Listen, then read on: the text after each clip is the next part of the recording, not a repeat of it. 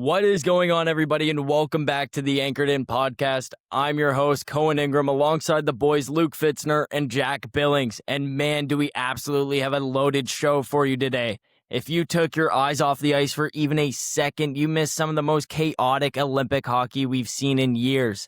This episode, we are breaking down a wild slate of men's quarterfinal action at the Olympics. We're talking Slovakia's statement upset over Germany, Canada surviving an OT thriller against Czechia, Finland pulling off a massive comeback to break Swiss hearts, and Quinn Hughes playing overtime hero for Team USA to send Sweden packing, with a sprinkle of women's gold medal matchup between Canada and USA that takes place the day of this upload. We started with Billsy last week. Luke, it is your turn to decide what monster qualifier we are talking about first. Well, I appreciate the handoff to start things off. Billsy, I know you got it last week, so I guess it's only fair that it's my turn. And I think we'll start things off with the opening game of the day. You know, it was an early one, 6 a.m. or something like that, I think. I certainly was not awake for it. But Slovakia and Germany, that was a good game. I mean, Germany obviously had a lot of believers going into that one. And, you know, obviously they came out on the short end of the stick and Slovakia moves on, and they've looked like a really good team so far in this tournament. So it's, Germany a little bit of a letdown with Draisaitl and Stützle and even Seider on that squad. They're a good team, but a little top-heavy, I think, and that's just kind of their downfall, and that's why their tournament ended today. Jack? Well, all I can really, well, not all I can think about, but what keeps popping in my head is I just kept seeing that clip of that play that Slavkovsky pulled off on Draisaitl. Like, the balls that kid has to have to just have the confidence to do something like that.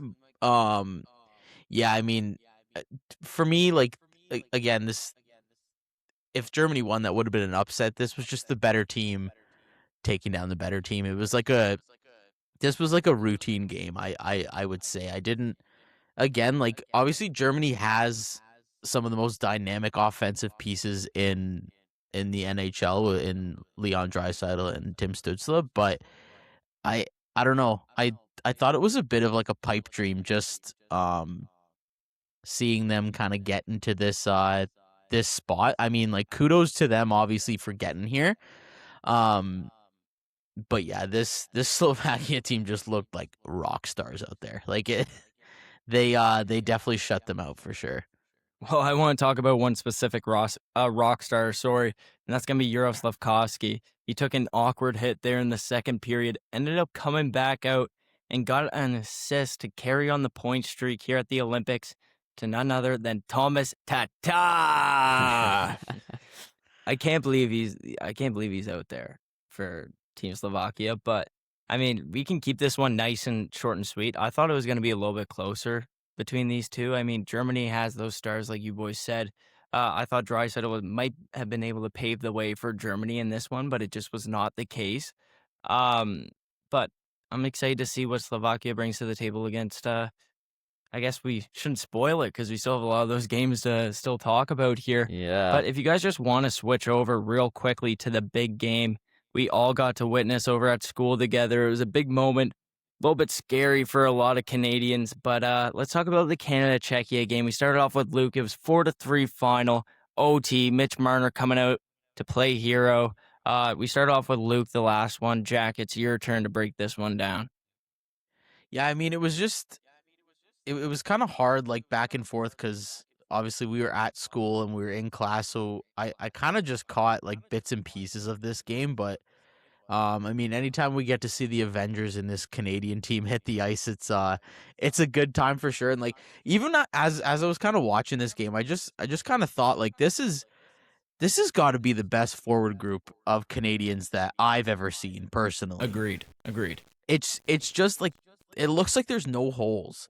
That this is just like, with respects to that, like, the forward group itself. I mean, I'd say there's a couple holes in the defense and the goaltending side of things, but I don't know, man. I mean, hands up again for Macklin Celebrini. I mean, the kid had 3 points again, and I believe now he leads all Canadians in Olympic goals. It's just, I don't know. He just gets better and better. I feel like every time I watch him, and Yeah, they were able to take down Czechia today. And the thing is too is I had a feeling because obviously they shut out Czechia like 5-0 in the first game, but you knew like Czechia had something to prove this time around, and like even just seeing like guys like David Pasternak chip in, and like obviously they're a super strong team to begin with, right? So um I'm not surprised at all that it went to the extra stretch that it did. Yeah, Luke. Czechia always gives Canada a hard time, eh? Like, for what they are, they're not considered, technically a top powerhouse of the hockey nations. You've got Canada, US, Sweden, Finland, and then, Russia when they're allowed to compete. But Czechia has always really given Canada a hard time in international stuff, especially over the last, 5 years or so. And they gave them a good fight today. Obviously, there was some cut corners with the 6 guys on the ice, maybe for that go-ahead goal. That was a little sketchy once we all saw what really happened there. But Canada, they tied it up. I don't think there was much doubt that they were at least gonna push hard to the final minute here, and the offense came through. So, like you said, there wasn't many holes in the forward group. I think a lot of the guys who had doubts or, people were doubting them, Suzuki, Marner, both scored huge goals in this game after, rougher performances kind of to start things out. But they silenced a lot of the doubters today. And then Jordan Binnington, good performance. I'm not 100% sold on him still, but you can't hate on a guy after he just won a game and made a lot of good saves in OT like he always does. So it was a good game from a lot of guys. I just got to say, as a proud owner of a Macklin Celebrini rookie card, I'm so proud to see this guy shine right now. What do you think about, I don't know, like, is it a stab in the heart for Leafs fans that Mitch Marner secured that OT goal? Jack, Leafs fan yourself? Dude, that's so funny because literally that's where I was gonna head next with it. I don't know, like when it comes to international stuff, like you try to put that aside, like Right. just because obviously you want to see like your guys that are in the tournament itself do well, but it's just like hands up. I mean, Mitch is a bit of a Canadian hero.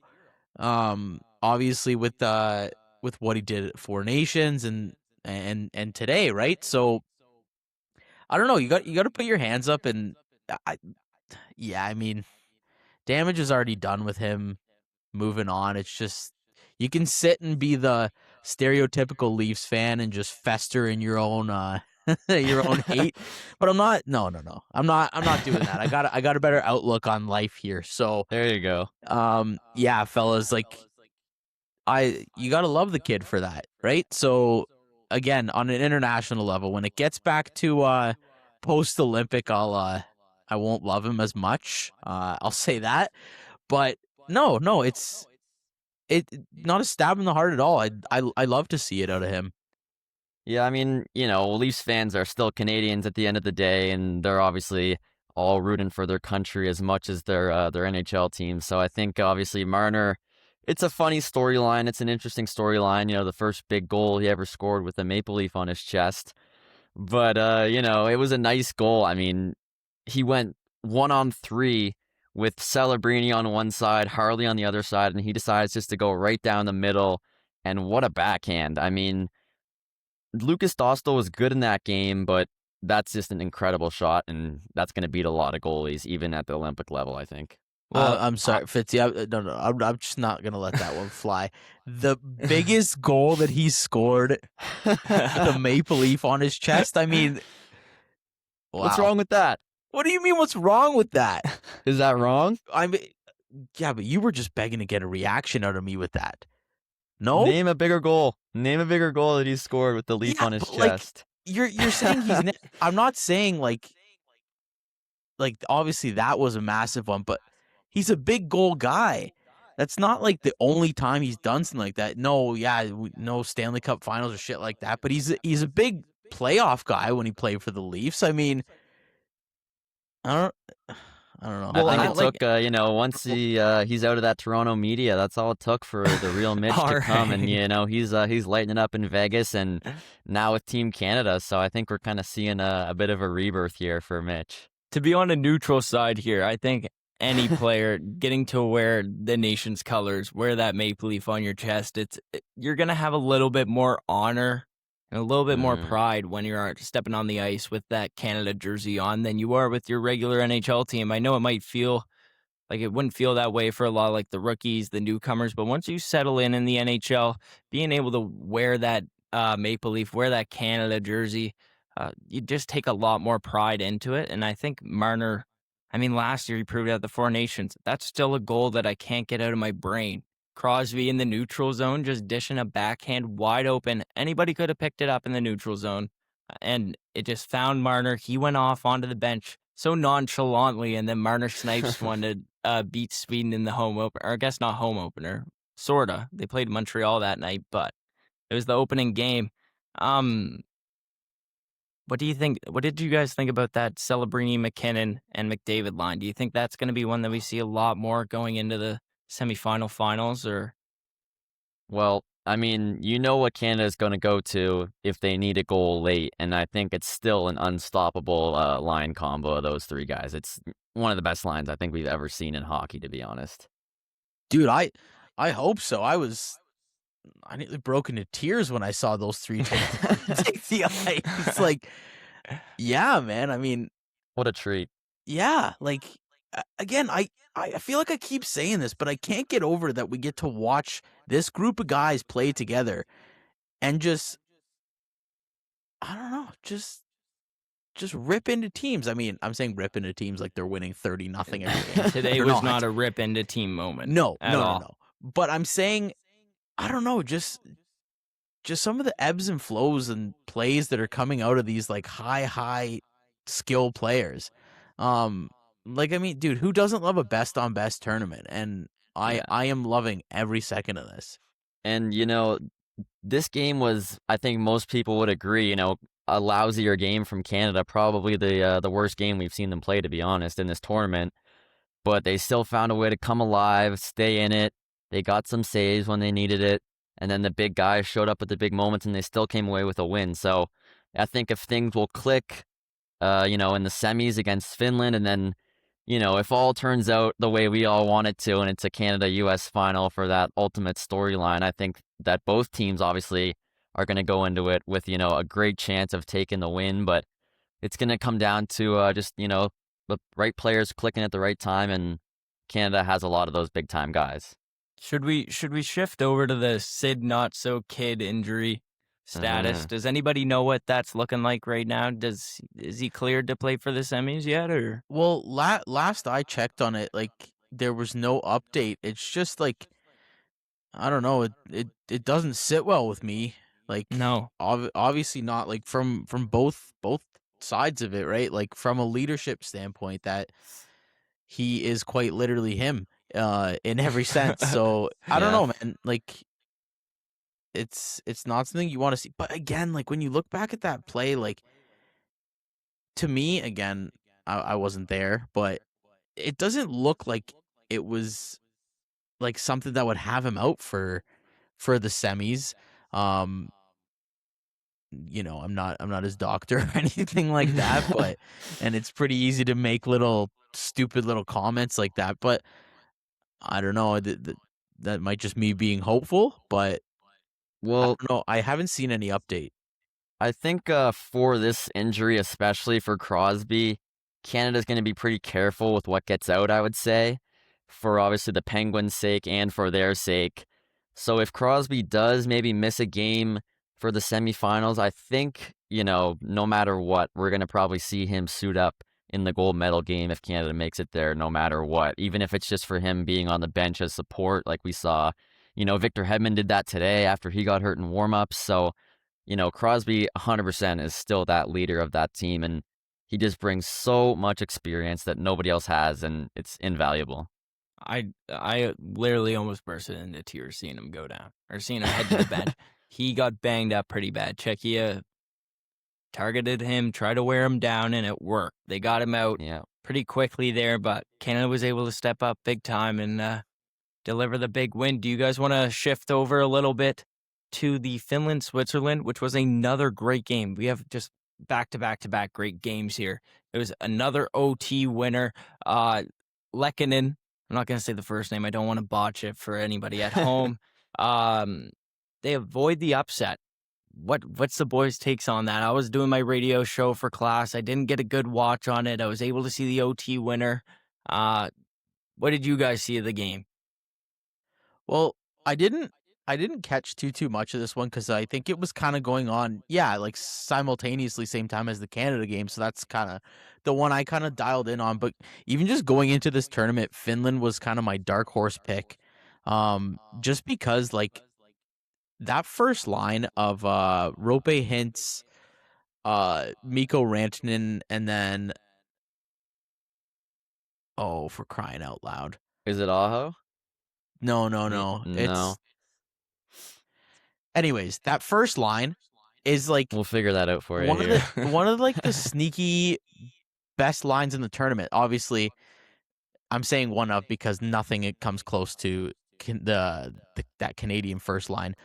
But I don't know, man. I mean, that would have been wild if Switzerland pulled off the upset there, but I don't think that was gonna happen because because Switzerland scored like their first 2 goals in the first. So Yeah. but Aho didn't sort of break that until the third, so it could have went either way, I guess. But I don't know. Like I said, I think this Finland team is sneaky good, and you got to look at it too, man. It's built of primarily Florida Panthers and Dallas Stars. Yeah. So like put 2 and 2 together, fellas. Like that's a strong team from top to bottom. Lethal, eh? Like just 2 of the top teams for the past 5 years now, pretty much, and it's just stacked with those guys. Like you said, it's insane how much talent they bring over from Europe, and especially on the defensive side, I feel like it's impressive, especially for both of those teams. You know, it's almost shocking how many guys you get from those 2 squads in the Finland team. Yeah, it's sorry Fitzy, it's Granlund. That's the There you go. it's the winger. I had it on the tip of my tongue, but I didn't want to goof and say the wrong thing. But yeah, I mean, going back to the game itself, Switzerland with the opening 2 goals in the first period, everyone's thinking, "Oh my goodness, are we going to see, a big upset here?"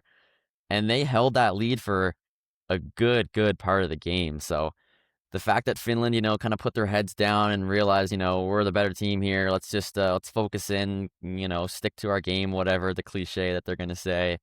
But it's true. Finland was the better team, and eventually, it came out on the good side of things for them. Arturi Lehkonen getting the winner. He's been clutch his whole career. I remember he had that goal to send the Habs to the Stanley Cup final against Vegas in the conference finals back in the bubble year. So that's a guy that knows how to score some big time goals as well in the big moments. Well, there is nothing more dangerous. Everybody says there's nothing more dangerous than a 2-0 lead in the game of hockey. And the fact that Finland was able to prove that today and then capitalize on the empty netter. That was Miro Heiskanen, Dallas Star, Exactly. able to find the back of the net. So, I mean, this was a great game. I mean, I was able to watch that OT. It looked pretty intense. I wish I was able to watch the entirety of the game, but everybody's eyes were on Canada, Czechia for that one. They're taking on Canada in the semifinals here, boys. Do you think this is going to be a battle like it was with Czechia? Do you think it's going to be back and forth? It is the semifinals. We're cutting down to 4. Do you think it's going to be a battle, or do you think Canada's going to sweep the floor? What do you think is going to happen here? Jack, Well, let's start with you. For crying out loud, I hope it's not, because this Finland team, and I wholeheartedly believe this, they're quite a step up from this Czechia team, and Czechia almost took Canada down. So Yeah. I mean, if you get caught flat-footed against this Finland team, I think they're gonna make you pay. Again, I'm sitting here glazing Canada, but I think it's very possible. Like I said, if they get caught sleeping on enough plays, it's again with again, like I don't know how much faith in Bennington, so and some of that decor. So if that's the case, if Finland gets rolling, it might be an uphill battle, and I don't want to see that. So I'd like to see Canada, just get rolling early in the first and kind of just steamroll and ride that momentum the whole way through. And you didn't really see that in this last Czechia game. Hopefully, John Cooper's given them a good rundown. And that's what you gotta hope kind of happens. Luke. Yeah, and I think Canada, especially today, their decor was shaky at best, to be honest. They gave up a lot of good chances to the Czechs, especially in the later moments of the game. A couple breakaways that Jordan Binnington had to be sharp on, and luckily he was. So you definitely can't afford to make those same kind of mistakes against this Finland team with the high power offense. Czechia has Pasternak and Nate just to kind of make you pay for some mistakes here and there, but this Finland team is much deeper, and you really just can't afford, like you said, a slow start or anything like that, any major mistakes, and they'll definitely make you pay. Well, I think let's give my personal opinion, host opinion here. I don't know. I think we got to roll this McDavid, McKinnon, Celebrini line. We got to roll it consistently here from now on out. And I think you got to see them capitalize on every single possession, every single mistake Finland makes. You got to see those three capitalizing on the puck every single time, finding ways to score, setting up plays. And honestly, the PK can work itself out. Like we've seen how this PK does for Team Canada. They're able to battle through, they're able to clear the puck. Not too many shorthanded goals will be produced, but they're able to get things done well. So I think if you just really, really push hard on those mistakes that Finland's going to make eventually and capitalize on those, I think this might be in Canada's hands. But if it's Canada making the mistakes, especially on the blue line, forcing those turnovers and having to backcheck the entire game, I think this is in Finland's hands. And I think Canada might be trailing up until the third period. That's just what my tummy's feeling right now, boys. But I know Canada's got it at the end. I know Canada's got it. Fingers crossed. Uh, I can't put much more faith into this team than I have so far in this tournament. So just us talking about it on the podcast is just that extra push I hope for this team. Let's switch over to the final men's game that took place here today. USA versus Sweden. This was the battle. Two NHL stacked teams, superstar stacked teams. And of course, it went to overtime again. 3 overtime games here today. USA comes up on top 2-1, and it's the boy who sees ghosts finding the back of the net in OT, Quinn Hughes, to push USA to the semifinals against Slovakia. We started with Billsy there. Let's go with Fitzy. Yeah, what a game this one was. I mean, Sweden didn't look great in the tournament coming into this one. They finished as the 7th seed, which is kind of shocking, but I know a little bit of that was goal differential and head-on-head record and stuff like that, so you don't have to put too much into that. But Sweden definitely kind of was a little bit underwhelming coming in, and they definitely put up a fight against the US. I mean, they got that one goal from Larkin, the nice deflection off of Jack Hughes's kind of slap pass to the front of the net. And they held that lead, the U.S., for quite a while, and then it's Mika Zibanejad with the big goal to tie it up with just a few minutes left. So you knew Sweden kind of had it in them, I guess, to kind of have a big moment there and tie the game, force the OT.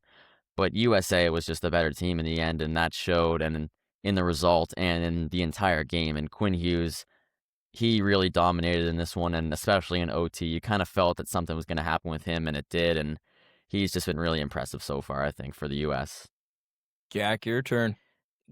Can I just say, if Sweden pulled this off, I would have been the happiest clam on the planet. I just, being and any Canadian fan doesn't want to see the U.S. win, but I will say this though, like that. I don't know if you guys saw it, but the Sweden goal, that feed from Lucas Raymond was wow, Unreal. and like it was just nice, nice, but seeing like Zibanejad score that, like he's built a career off that short side 1T, like right around there, like in Ovi's office for that matter, because a guy that's kind of dipped throughout that Rangers, not the lineup, but he's kind of had a falter off in his Especially early on this year, right?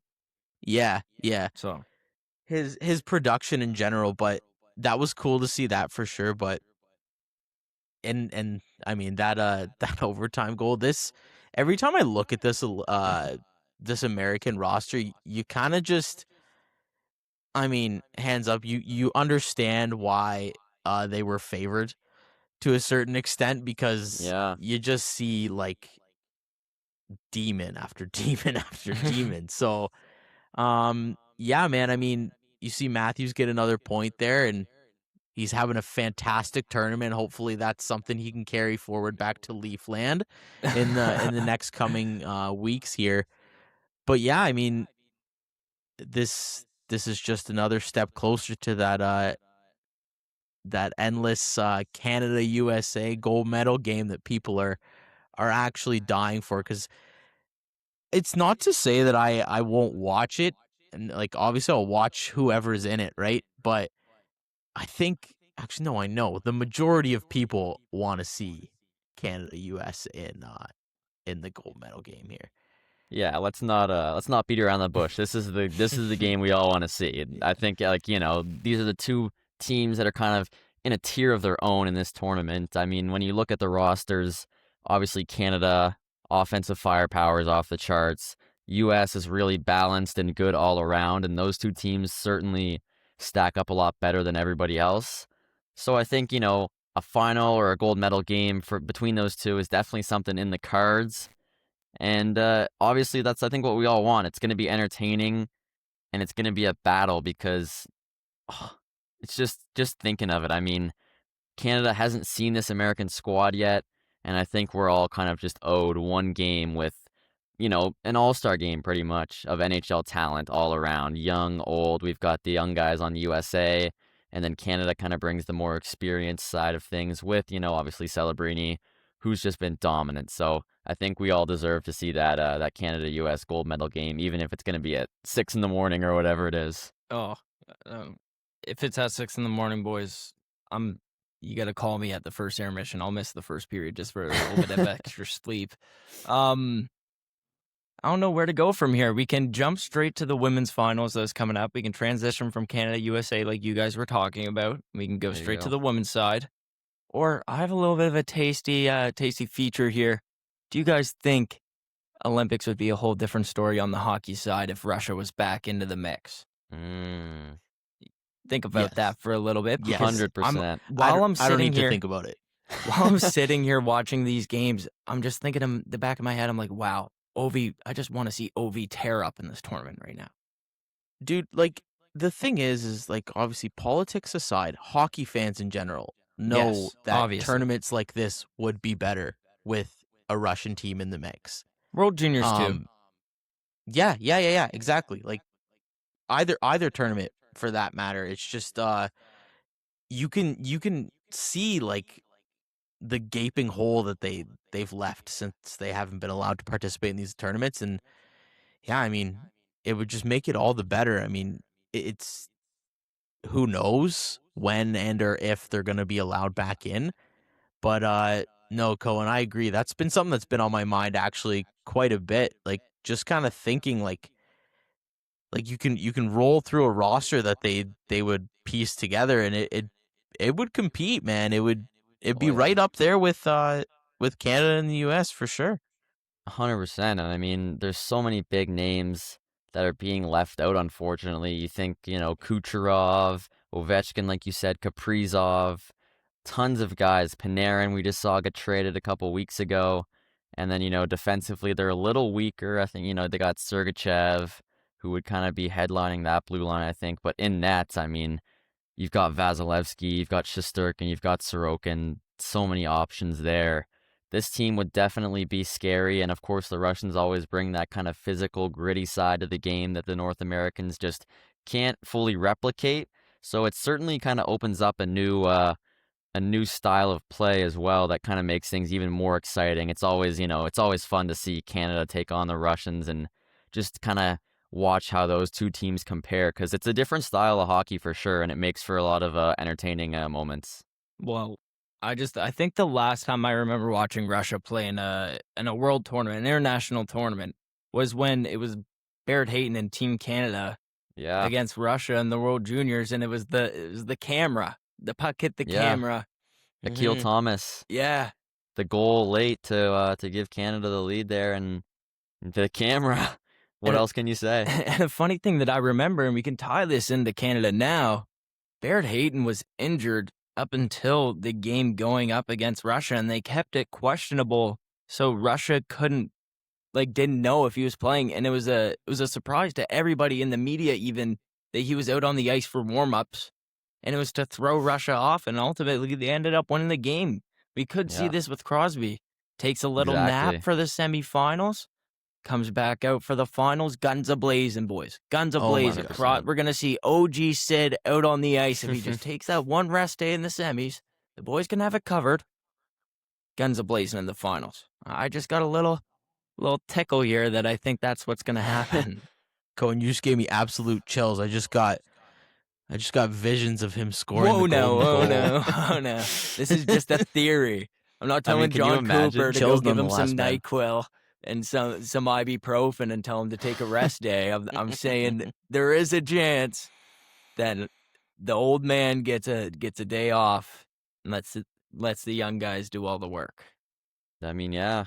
Can you imagine a second golden goal from Sidney Crosby? I think that's just too much. I don't think Stop we on it. Earth are allowed to have that much pleasure. But can you imagine Sidney Crosby once again, 16 years later, and just another golden goal to help Canada become, still on the top of the international stage? It would be insane. But I think, Celebrini's another guy who could definitely have a big moment waiting for him if he's in the right spot at the right time.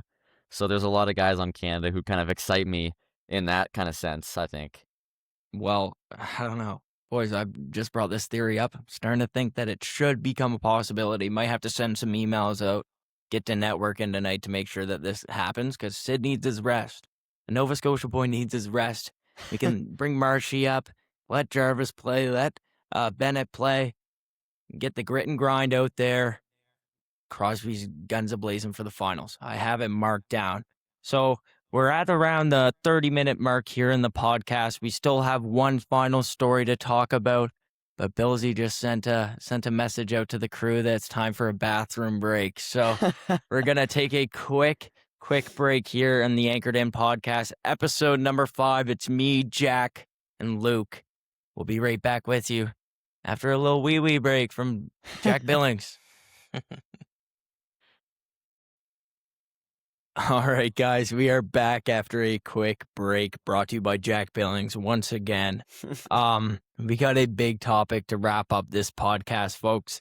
It's the ultimate rematch between USA and Canada on the women's side of things. It's going to be the gold medal clash for the 5th consecutive Winter Olympics and 7th time overall. Puck drops tomorrow at 1:10 p.m. Eastern. Solid time for a gold medal game over in Italy. But do you think Canada's veteran, been there, done that championship pedigree overcome this USA's fast offense and just they're the underdogs here? Canada is underdogs against the USA on the female side for the first time in what it seems like forever. And I think a lot of that has to do with the rivalry series and then obviously the 5-0 loss when Marie-Philippe Poulin was missing. Luke, do you want to start us off here with this one or what? Yeah, I mean, it's gonna be a great game. Obviously, it's the rivalry like we were talking about earlier that everyone wants to see on the men's and on the women's side. And so I think, just as much as it is in the men's, also in the women's, how Canada and US are just in a tier of their own. Expected finals matchup here. But I'm not very confident in this Canadian squad to get it done, honestly, in the big game. And we just haven't seen enough from them. I know they outshot Switzerland in the semifinals like 46-8, I think it was, but they came away with a 2-1 win. So it's not like they're out here dominating teams and destroying teams here. Like, they barely made it into the finals. Poulin played good last game, and obviously they didn't have her when they saw the U.S. the first time, so that can always be a game changer and kind of an X-factor player for them. But they're gonna be in tough against the U.S., and that's just the truth. They're a great squad, Team USA, especially on the women's side. Just so young and fast. It's great to watch. Jack, what about you?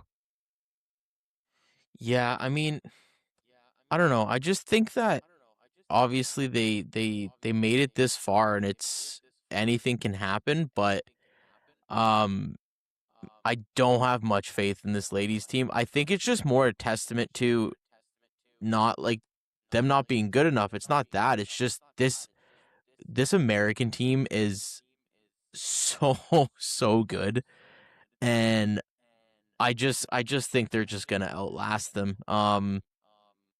And that's just the way it is sometimes in tournaments because like obviously though the American women were heavy favorites, but this seems like the biggest like standalone favorite because they have steamrolled so many teams already.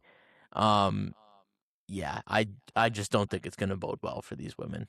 They've given up 1 goal the whole tournament, so That's what we'll I was let that just speak for I was itself. just Yeah, about to bring like that up. Erin Frankel has been practically perfect, setting an Olympic record with 3 shutouts, carrying a scoreless streak for over 331 minutes into the final. Are you That's kidding me? unbelievable. yeah, That's like exactly it, you know? Are you like You can't get unbelievable. Go more ahead, Billsy, brick take it wall away. than that. Like, no bricks missing in this wall here. Nope, Ben Simmons was here, obviously, because a brick wall was built. I mean, I guess you can say, yes, this is going to be a different matchup. Marie-Philippe Poulin is in the lineup now. Big difference maker. We've seen her perform. We've seen her lead Canada multiple times, especially in the Olympics. I just don't know how big of a difference it's going to be, you know? Like, yes, it was 5-0. It was terrible. It was the first time, I believe it says right here, it was the first time Canada was shut out in 41 Olympic games. 41 Olympic games, and it was their first ever shutout loss, first off. And it was their first opening stage loss since 1998. So this Canada team has just taken a drastic fall, and USA is climbing right up to the top of the mountain, and they're ready to wave their flag. And I pray Marie-Philippe Poulin can come out and just, give us a chance here. We need her to capitalize on chances so the rest of them can kind of follow up, you know? yeah, I mean again, like I think because last time we spoke about this, we don't really want it all to fall on the shoulders of Marie-Philippe Poulin. I mean, it may have to, seeing as how they couldn't generate anything without her against this American team. And I don't know, like I said, how I started it, like talking about this before, like again, it's sports, right, fellas? So anything can happen. Yeah. It's not like it's impossible. Um, No. it's just like just what an well, imagine the scenes like if there was an upside there and the ladies pulled it off. That obviously be great. Like I mean, no kidding. Like we as Canadian fans, we all want to see that. It's just um I'm not holding out much hope, and I don't think most of us are. No, that's the thing, you know, the Americans, they just seem to have the step, honestly. It's just that, like one step even. I know the game was 5-0, but obviously Canada, I think, will kind of play up here in this gold medal game. It's obviously, you know, the adrenaline is going to be through the roof, and I think Canada will definitely kind of play to the level of the U.S. I don't really doubt that because at the end of the day, on paper, the squads aren't, you know, they're not entirely different. They're obviously there's some standout pieces in different parts, but these two teams at the end of the day, if they both bring it and play their best hockey, then it's going to be a tight one, I think. And, you know, I'll say it, it's anyone's game, I think, at the end of the day, if Canada can really kind of, you know, click and do things the way that they're meant to. Well, I got a little bit of spicy controversy, sorry. I found while I was doing some research heading into this game. I got this off of themirror.com, US website. Not sure if this is too official or not, but I've seen it around on social media. There is rumors around Team USA's top scorer, Caroline Harvey, who has 9 points so far this year, and Canada's Daryl Watts. They were never confirmed dating, but they had some posts on social media that kind of stirred the pot a little bit that they might be in a relationship. And apparently, Caroline Harvey or Caroline, I'm not quite sure how you pronounce it. Either way, she announced to the press that she was single heading into the gold medal matchup, and she deleted all the posts involving Daryl Watts. So there might be a little bit of some heated controversy going into this gold medal game. Maybe there was a friendship that got broken over that 5-0 loss because I don't know. Like this stuff does come into play, folks. Like, we need to, we might see a fight breakout. Just It's a saying. little bit of a heated rivalry, you could Yeah, say. I guess you on could the tie. ice, Yeah, you know? exactly. Way to go, Luke, on that It's tie. it's But just that though, honestly. It's kind of a I guess it's not really something you see as much in the men's side in the NHL or anything like that, but in the PWHL, and I think we see a little bit too in the WNBA, that kind of is a real variable at play, and it seems to have come at the worst time for these two.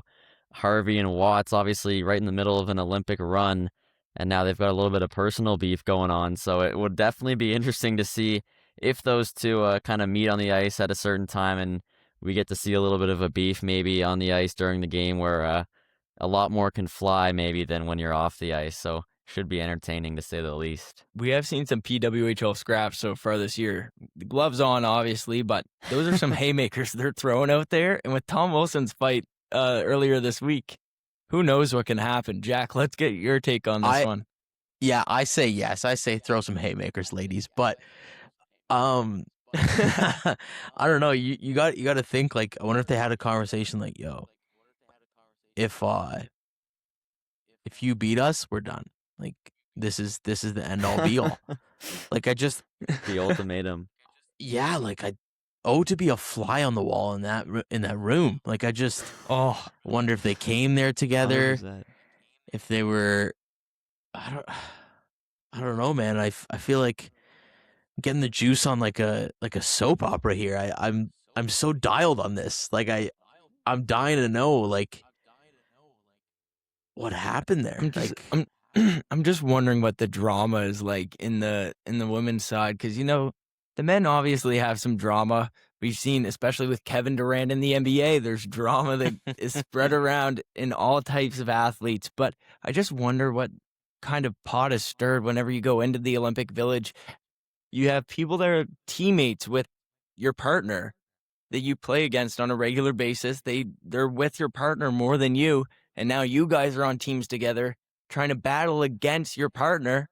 There could be some rumors spread. There could be some drama dealt on the table in the Olympic Village that's ultimately going to be settled out on the ice. We could see a scrappy gold medal game here between the USA and Canada.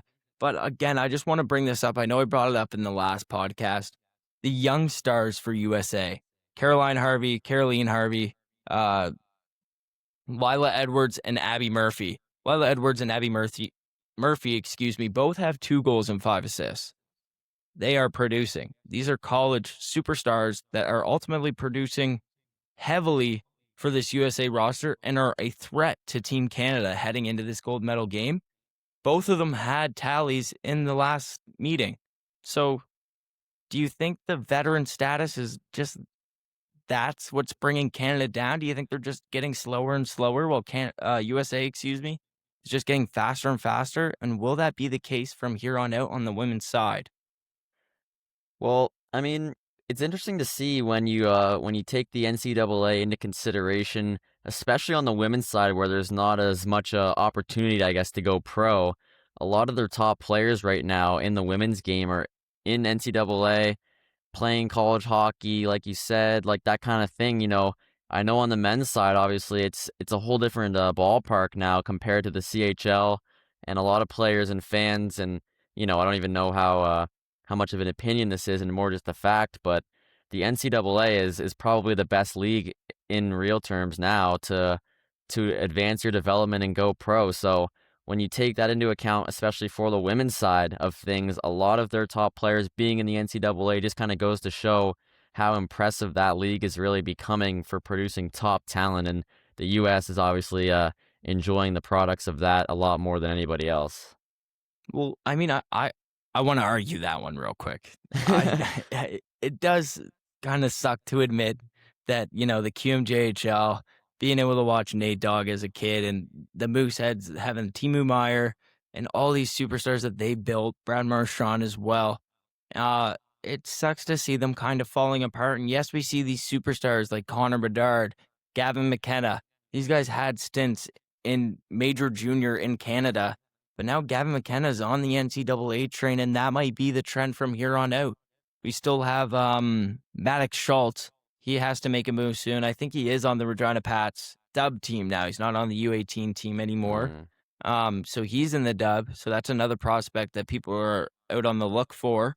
But I can agree with you in a case that there's more prospects in the NCAA now, whereas the dub, the O, and the Q have that single superstar that everybody has their eyes on.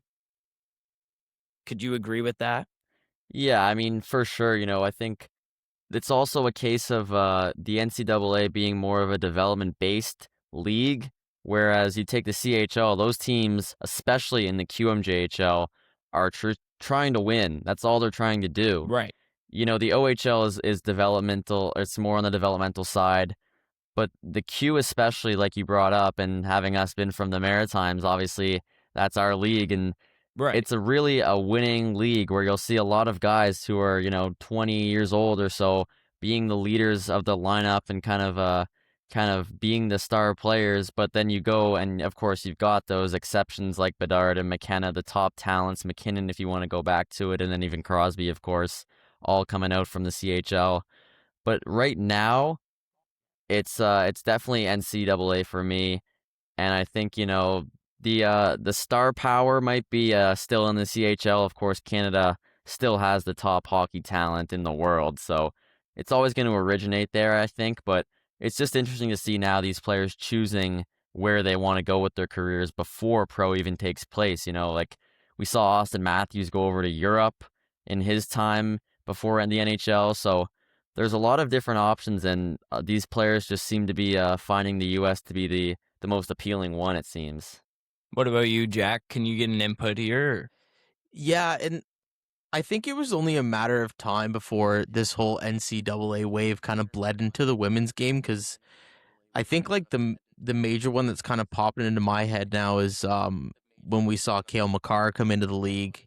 He came up through one of the NCAA teams, and then obviously as of late, like we saw Macklin come up Yeah, through Boston University. through Boston, right? And it's just like guys like Jack Eichel too, also Boston. Like there's a lot of more Brady more Tkachuk. like more to the point now. Like you're seeing more and more guys fester in through that NCAA league, and I mean, to your point, Fitzy, like it is very much very developmental in that league, and it's very focused on trying to just boost these guys' game and use them as like products, really, as it's really the fact of the matter, because it's really a business at the end of the day, and they're trying to turn these players around and kind of create a name for them.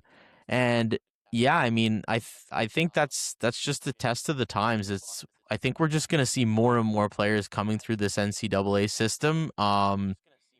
I think it's gonna get to a point where it kind of even keels out, where we're gonna see it coming from like the CHL over in Europe. It's gonna come from every facet, because it's not as if there's one like stay point for talent to come from, which is like I think the beauty of the game, right? Because we're getting like all these guys, like some players coming from the KHL or out in Sweden or OHL, like wherever it is, right? So it's just Patty I Kane I and think it's just gonna Matthews become were out in Europe for a while. yeah, and I think it's just gonna Sorry, become continue. more prominent. Yeah, no, that was it. It was just like the sense that I think we're just getting so much of it now because it's just kind of ramping up, but it's gonna start to sort of even out where they're coming from, all of them, really. Yeah, no, for sure. I can totally agree with you guys, but also NIL has a big thing to do with this. Like these college kids are getting paid just as much as probably even more than most rookie contracts in the show right now. So why are you going to pass up on playing 4 years of college and then go to the show and have that like build up more and more skill through those 4 years, or go play in the CHL where you're going to get maybe a little bit of fun. You're going to get team fundings and you're going to play 2-3 years, depends on how early you're drafted. And then you're going to go to the show and then you're going to get your first paycheck if you make it to the NHL right away, if you're not dropped down to the A. So there's a lot more like, I guess, financial promise in the NCAA that's now bringing, which we could also see the CHL implement that to kind of balance it back out again. But it hasn't been in the talks recently. So I don't know. I think this has been a pretty good podcast here, boys. We're reaching around the 50-minute mark. I'm so excited for the rest of these Olympic matchups. Like, Canada's going to battle through on the men's side, make it to the finals. As we said, Canada versus USA, probably going to happen. That looks like the case. Fingers crossed it's Canada making it through. I don't want to jinx that right now. Then we have Canada versus USA on the women's side on the day of this upload. So we have a lot of great hockey still in store, and the Olympics is just almost over. And then we're back to NHL hockey, boys. This was one of our first full hockey podcasts. Let us know what you guys think about it. If we should continue on the hockey base or we should continue to branch out. Who knows? We might mix it up a little bit. We might have some hockey episodes. We might have some full sports episodes. Depends on what the viral things are going on. So stay tuned. This has been episode 5 of the Anchored In podcast. It's Luke Fitzner, Jack Billings, Cohen Ingram, myself. And thank you all for sticking around to the very end, and we will see you next time.